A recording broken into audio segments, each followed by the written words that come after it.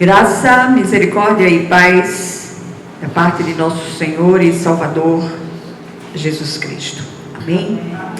Hoje eu vou ler um texto que está no segundo capítulo do livro do profeta Jeremias, e eu vou ler daqui o versículo 19. Diz assim a palavra do Senhor: o seu crime a castigará, e a sua rebelião a repreenderá. Compreenda e veja como é mau e amargo abandonar o Senhor, o seu Deus, e não ter temor de mim, diz o soberano, o Senhor dos exércitos. Amém? Vamos orar. Senhor nosso Deus e nosso Pai celestial, clamamos a Ti, Senhor, confiados no poder que há no sangue de Jesus, que o Senhor venha fazer uma grande varredura nos nossos corações, tirando de lá tudo aquilo que tem obstaculado as nossas vitórias, que tem impedido que as nossas orações cheguem ao trono da Tua graça, e que haja uma grande limpeza espiritual em nossos corações. Nós queremos começar te pedindo perdão por todas as coisas que nós temos feito e que tem entristecido o teu coração. Rogamos a Ti que o Senhor fale conosco hoje de um modo vivo e especial, em nome de Jesus. Amém.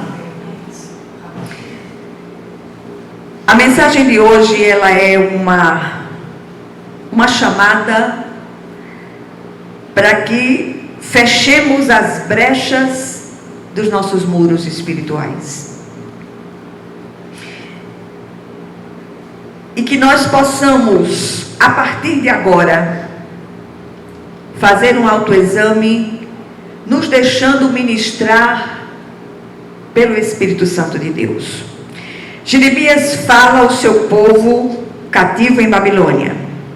O texto citado chama a nação rebelde a reconhecer seu pecado de transgressão contra o Senhor. Em seu livro das Lamentações, capítulo 3, versículo 39, o profeta Jeremias faz uma pergunta na forma de uma advertência. Ele se pergunta: de que se queixa o homem vivente? Cada um se queixe dos seus próprios pecados.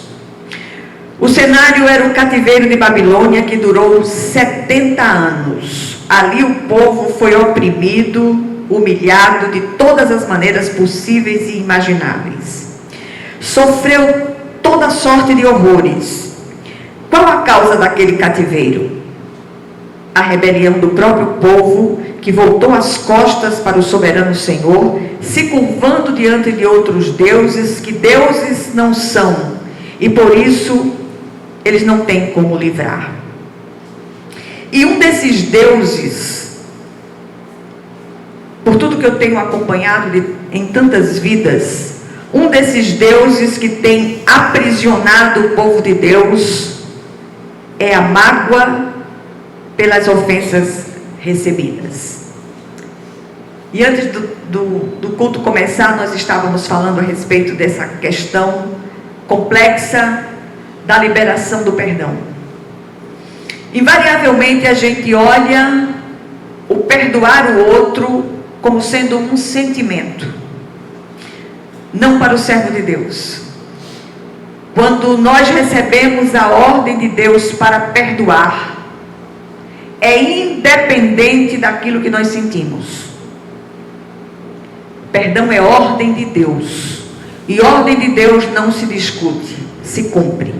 Mas eu não estou sentindo, eu não estou pedindo para você sentir, eu estou pedindo para você liberar. Senhor, eu não estou com vontade de liberar perdão sobre essa pessoa, ela me ofendeu demais, ela me machucou demais, mas em obediência à Tua palavra, eu quero liberar perdão sobre ela, sobre essa pessoa, em nome de Jesus.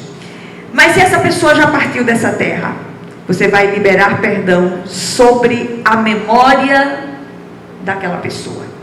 E você vai fazer isso até você se lembrar de tudo que lhe aconteceu, sem sentir mais raiva dor, vontade de se vingar. O Senhor aqui chama a nação infiel a reconhecer seu pecado e mostra que rebelião é a causa do cativeiro, e continua sendo. Muitos, mesmo em nosso tempo, estão cativos de enfermidades, de problemas financeiros, de problemas relacionais, por conta da teimosia de não obedecer aquilo que a palavra do Senhor ordena. E eu repito, o Senhor chama a atenção da causa do cativeiro, e a primeira coisa que ele fala é da própria rebelião que aplicará o castigo. O seu crime, diz o texto, a castigará, e a sua rebelião a repreenderá. Em segundo lugar, o Senhor chama a atenção para as consequências de abandoná-lo. Compreenda e veja como é mau e amargo abandonar o Senhor, o seu Deus, e não ter temor de mim, diz o soberano, o Senhor dos exércitos. E aí essas colocações, elas nos levam a algumas reflexões que eu gostaria de partilhar com vocês. Em primeiro lugar, diz o autor de Eclesiastes: quem derruba um muro será picado por uma cobra. O lado de fora do muro é território de serpentes abrasadoras. E elas são os agentes de publicidade do adversário e são experts em propaganda enganosa. O marketing do inferno é bem eficaz e atraente, e muitos caem em seu engodo. Normalmente o adversário e o mundo, seu sócio, agem sob demanda. Demanda de quem? Da nossa carne e suas inclinações fora da vontade de Deus. Aí você pode dizer, mas olhe, é porque você não sabe aquilo que eu passei. Eu precisei experimentar muitas coisas desse tipo para aprender a perdoar, e só aprendi a perdoar debaixo da autoridade soberana do nosso Deus. E quanto mais estreita é a ligação que a gente tem com o ofensor ou com a ofensora, maior a dificuldade de liberação desse perdão. Por isso eu queria insistir hoje. Eu não sei com quem o senhor quer falar, se com alguém daqui do grupo, se alguém que vai nos ouvir pelo vídeo. O fato é, perdão não se discute, se obedece. Mesmo que não sintamos nada. Mas deixemos que a graça do Senhor inunde o nosso coração e libere perdão até a memória daqueles que se foram e que não foram perdoados enquanto viviam. Em segundo lugar, muros rompidos se tornam um perigo constante. Quando se derruba um muro deliberadamente, sem que seja para levantar outro mais forte, se perde a defesa. E o pior, se está sujeito a todo tipo de ataque. Quem faz isto deliberadamente não tem de quem se queixar, a não ser de si próprio. O Senhor, por meio do seu profeta, não poderia ser mais claro e pergunta à nação infiel: não foi você mesma responsável pelo que lhe aconteceu ao abandonar o Senhor, o seu Deus? Agora, por que você vai ao Egito para beber a água do Nilo? E por que vai à Síria para beber a água do Eufrates? A nação deixou o Senhor, o manancial de águas vivas, para beber em cisternas rotas que não retêm as águas. Não é assim que muitos fazem ainda hoje e depois se queixam de Deus? E a grande tarefa de casa é ler todo o livro do profeta Jeremias. E a segunda tarefa é se deixar ministrar pelo Espírito de Deus no que diz respeito às mágoas antigas, aquilo que está lá dentro. Faça uma faxina. Deixe que a água do Espírito inunde o seu interior e tire lá de dentro tudo aquilo que não procede de Deus.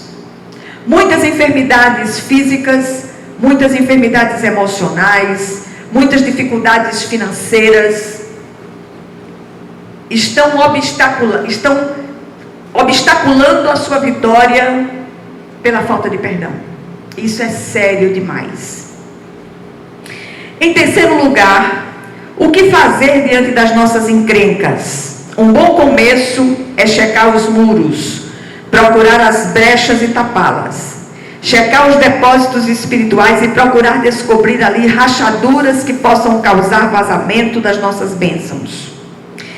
Tem uma canção do poeta Sérgio Lopes, cantor e poeta, é o Lamento de Israel, que diz num dos seus versos, num dos seus trechos, ele diz: Ah, Jerusalém, por que deixaste de adorar o Deus vivo que em tantas batalhas te ajudou? Chora, Israel, num lamento só. Talvez Deus se lembre do destino de Jacó.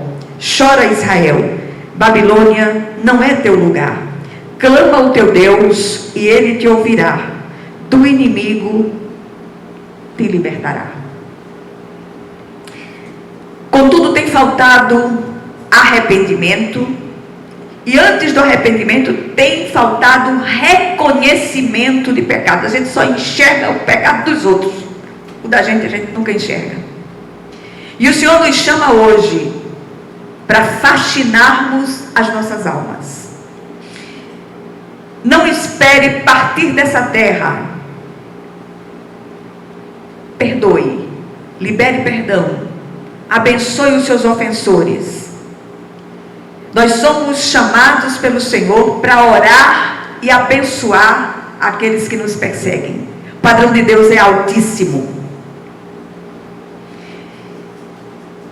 Tem faltado arrependimento e confissão dos nossos pecados. Por isso eu repito, muitas bênçãos ainda não desceram. E repito mais uma vez, muitas vezes a maior dificuldade de liberar perdão é para aquelas pessoas mais próximas de nós. Pais, esposos, esposas, filhos, filhas, irmãos, aqueles que nos ofenderam profundamente. Mas aí é onde está o grande estandarte, como boa pernambucana, o grande estandarte da nossa fé, a liberação do perdão. Levantemos esse estandarte, façamos isso em oração continuamente. Invariavelmente não é necessário ir àquela pessoa e pedir perdão. Em algumas outras situações é necessário sim, mas na maioria das vezes, você em oração: Senhor, eu me levanto na autoridade de Jesus, o Senhor conhece o meu coração, eu quero liberar perdão sobre essa pessoa e abençoar a vida dela em nome de Jesus. E quando a gente começa a fazer isso, começa um grande mover no reino espiritual. E bênçãos que estavam obstaculadas pela nossa mágoa, pelo nosso ódio, começam a ser liberadas. E a glória do Senhor começa a inundar as nossas vidas. O que é que a gente pode aprender nessa breve meditação? Em primeiro lugar, a canção mencionada fala do cerne dessa questão. Aos que abandonaram ao Senhor só resta sofrimento e dor fora dos seus muros, porque o próprio Senhor é um muro de fogo ao nosso redor. Em segundo lugar, quando rompemos esse muro e saímos da proteção, o que nos resta? Só amargar as consequências das nossas escolhas malditas. Adorar ao Senhor é ato contínuo e deve ser feito em tudo: pensamentos, atos e palavras. E nesse quesito, todos nós estamos a anos-luz de distância. E quando eu falo em adorar, eu não estou falando de ficar sozinho e cantar 10 hinos. Estou falando disso. Eu estou falando de viver diário para a glória de Deus. Através do empenho da palavra, através de atos concretos de amor, através de ações humanitárias, através da liberação do perdão. Sem isso, não há vitória. E por último, É tempo de uma reflexão profunda, solitária e silenciosa. Um mergulho em nossa interioridade. E como diz o profeta Jeremias no seu livro das Lamentações, capítulo 3, versículo 40, esquadrinhemos os nossos caminhos e voltemos ao Senhor. Ordena o profeta. Esquadrinhar. Eu gosto demais dessa palavra. Essa palavra fala de uma varredura minuciosa para tirar até aquelas impurezas que são quase imperceptíveis a olho nu. Mas quando nós esquadrinhamos sob o olhar do Espírito Santo, conseguimos ver a glória de Deus nas situações. Amém? Que Deus aplique essa porção da palavra aos corações de vocês.